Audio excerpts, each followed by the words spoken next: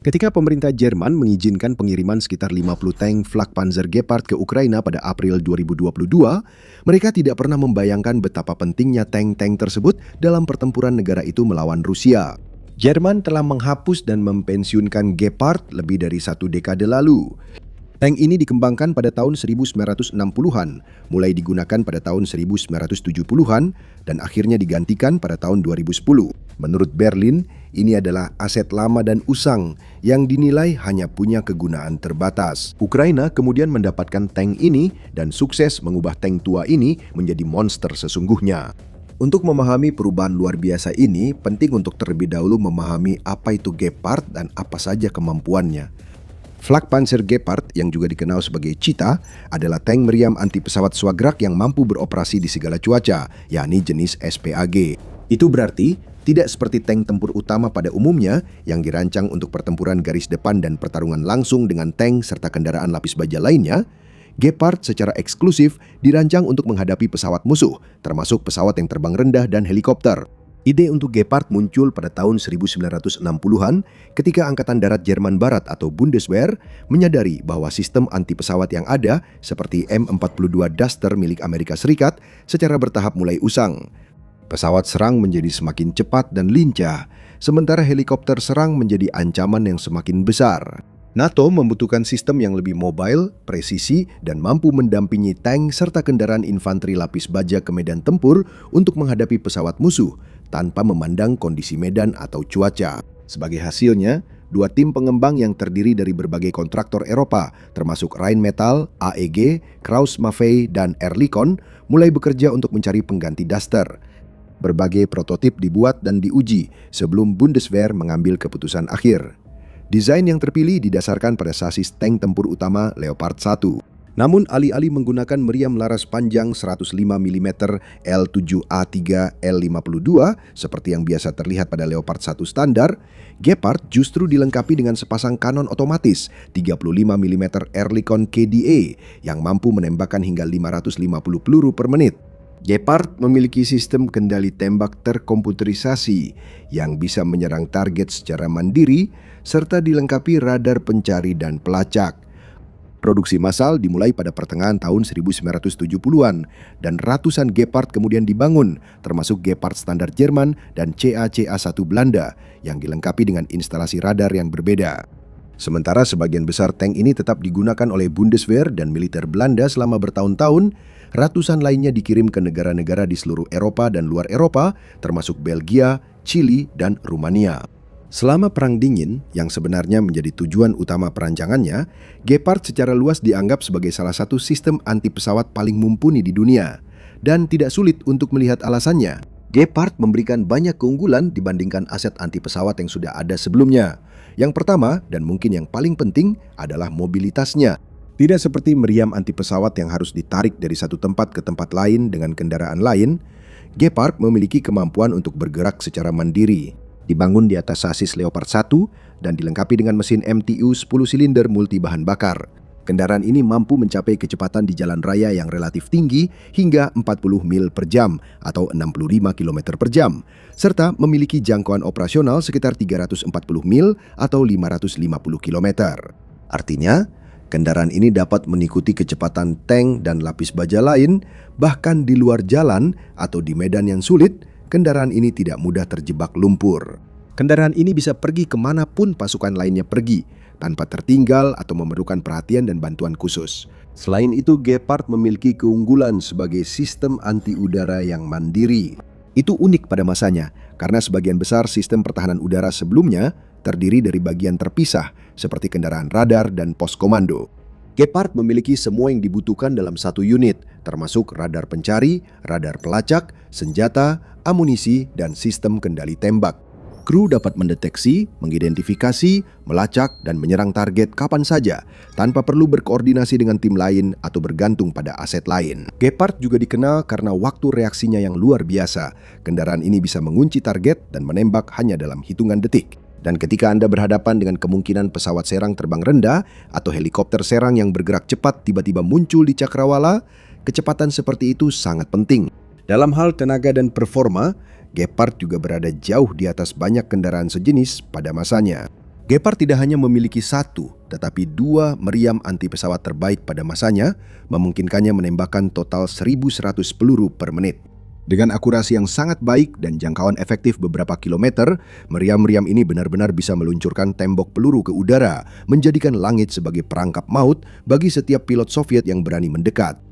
Ini juga berarti bahwa banyak tindakan balasan terhadap sistem anti pesawat yang biasa digunakan Soviet pada saat itu, seperti flare, pengacau radar, dan sistem peperangan elektronik tidak terlalu menjadi ancaman bagi Gepard.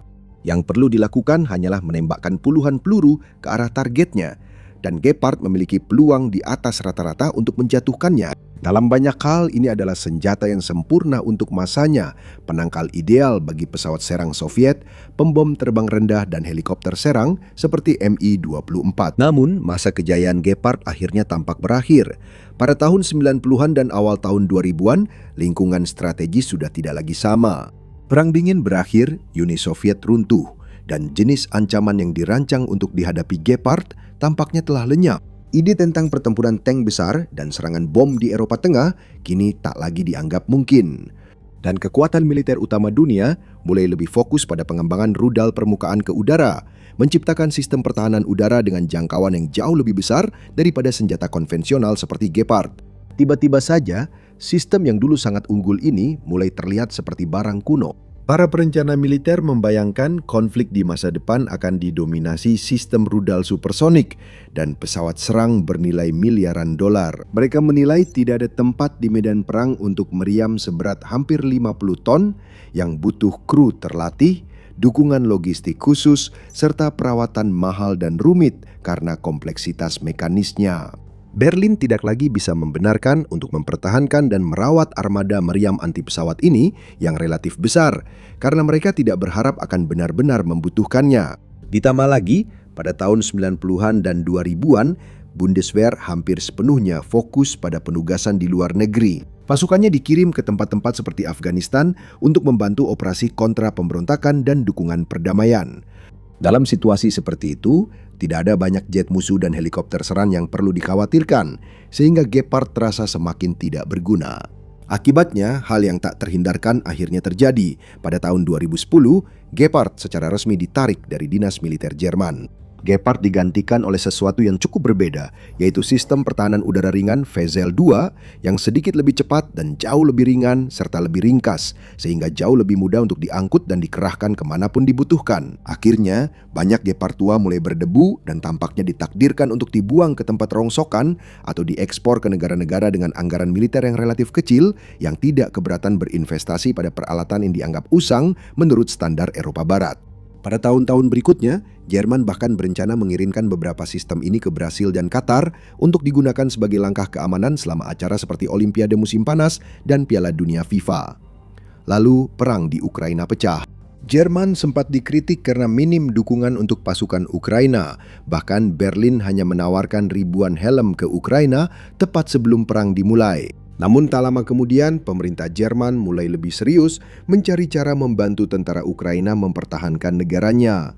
Dan pada 26 April 2022, diumumkan bahwa puluhan Gepard akan dikirim ke Kiev dari persediaan yang dikelola oleh produsen Jerman, Krauss-Maffei-Wegmann. Sejak itu, Jerman telah memasok setidaknya 55 senjata anti pesawat ini ke Ukraina yang kemudian dijuluki sebagai pembunuh drone terbaik di seluruh persenjataan negara tersebut.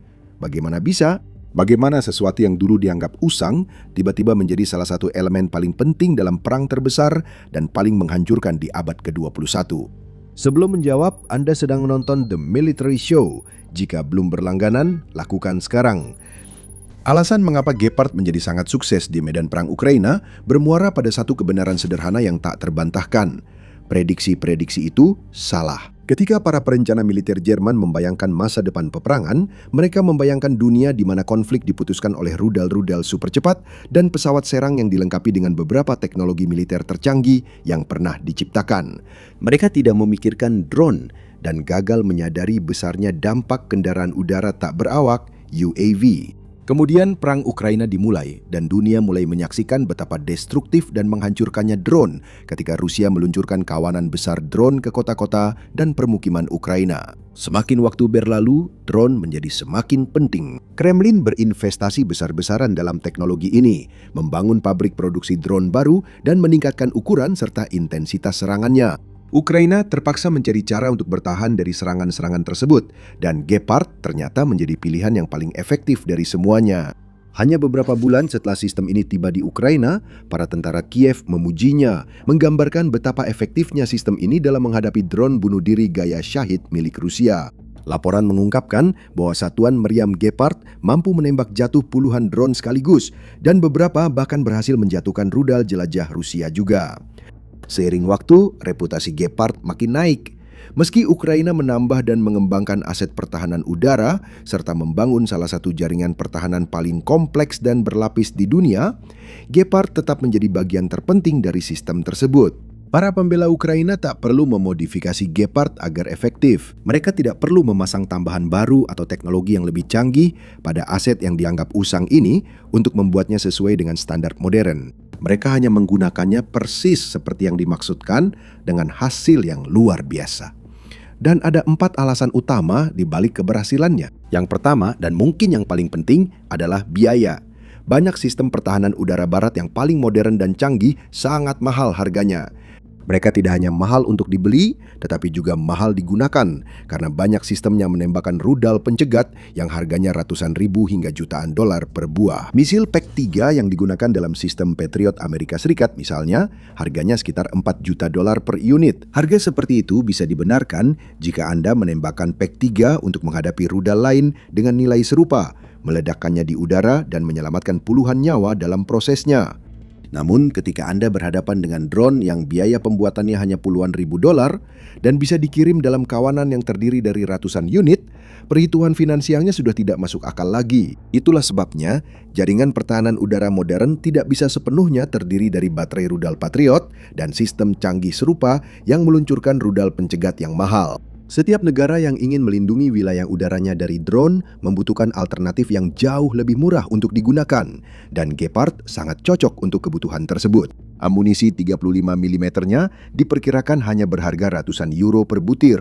Itu adalah perbedaan yang sangat besar dibandingkan harga rudal interceptor yang mencapai jutaan dolar. Dan ini berarti bahwa Ukraina dapat dengan percaya diri menembakkan ratusan bahkan ribuan peluru ini ke udara untuk menghalau kawanan drone Rusia tanpa harus khawatir menanggung biaya yang tidak mungkin mereka bayar dalam prosesnya.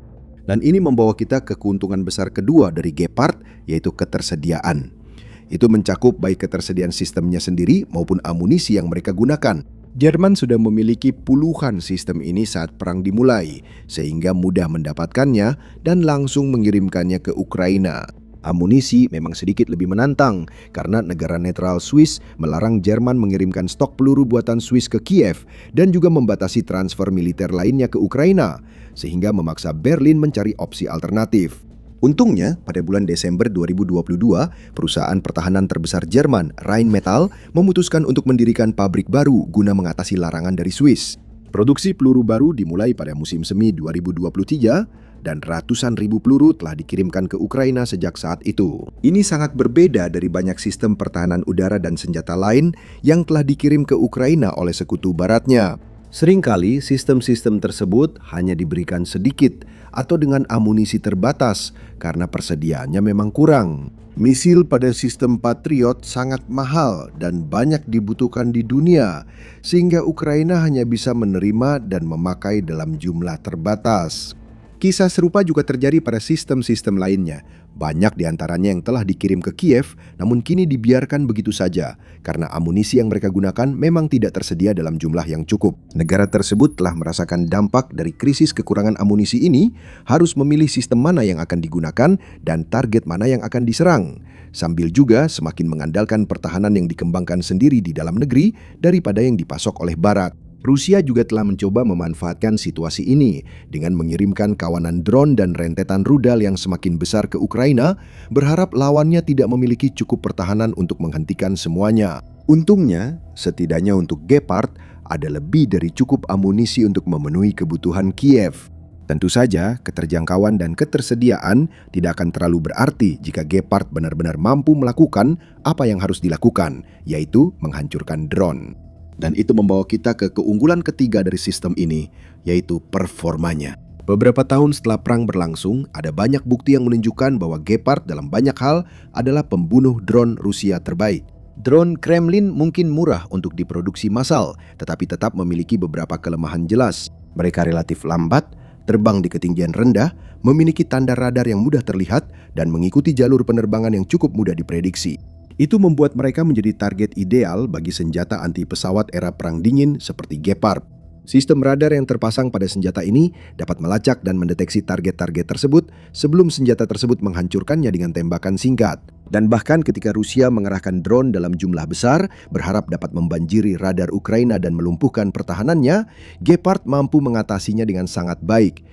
Senjata ini memiliki kemampuan untuk menyerang beberapa target secara berurutan dengan tingkat efisiensi yang sangat baik dan secara harfiah dapat memenuhi udara dengan peluru, sehingga hampir mustahil bagi sebagian besar drone untuk bergerak dari titik A ke B tanpa dihancurkan di tengah jalan. Laju tembak yang tinggi dari sistem-sistem ini dikombinasikan dengan persediaan amunisi yang melimpah menjadikannya langkah penangkal yang optimal terhadap serangan saturasi Rusia. Dan sementara sistem rudal harus melalui tahap persiapan dan pengisian ulang yang memakan waktu, Gepard dapat terus menembak selama amunisi masih tersedia.